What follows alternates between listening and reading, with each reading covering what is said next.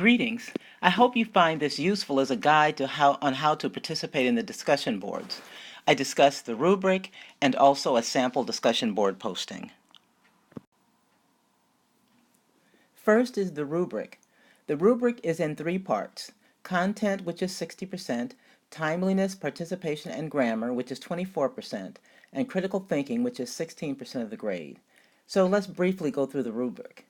To get the highest points for content, you need to refer to specific material in the text and/or readings, or refer to quality outside materials. The discussions are equivalent to conversations about the topic. So to earn the most points in the timeliness, participation, and grammar section of the rubric, you should post multiple times, and you should refer back to and respond to others' comments. Your postings should be grammatically correct with few errors. You shouldn't wait until the last minute to post. Others need time to read and respond to your comments. For the third rubric component, critical thinking, you need to show more than that you just read and summarized the information. You must show that you compared information, that you pointed out strengths and weaknesses in information, and that in other ways you show that you have analyzed the information. Finally, we're going to look at a good sample discussion board posting.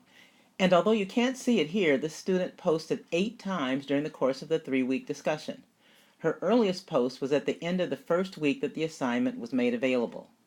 So let's just review the key points that make this a good posting. First, it specifically refers to a colleague by name. The posting says hi and names the student. That's evidence that she participated in the discussion. Second, it summarizes research that the student did in addition to the readings. In the prompt, the student states, "I was reading different articles regarding whether rewards or punishments are most effective." And that's quote and end quote. Third, the student used quotation marks when the student copied specific information out of the research. The quotation starts with, quote mark, "Objectively, you'd think that the winning 25 cents, blah, blah, blah," end quote. She also doesn't just quote the entire article, she just quotes what she sees as a critical part of the findings. Fourth, this post evidences critical thinking. The post author conjectures why the study results aren't applied by government. She endorses the idea that rewards or incentives are a good idea and would be effective, but concludes by saying that government has limited funds. Fifth, you can see here one of the sources that she cites. She actually cites 4 or 5 sources.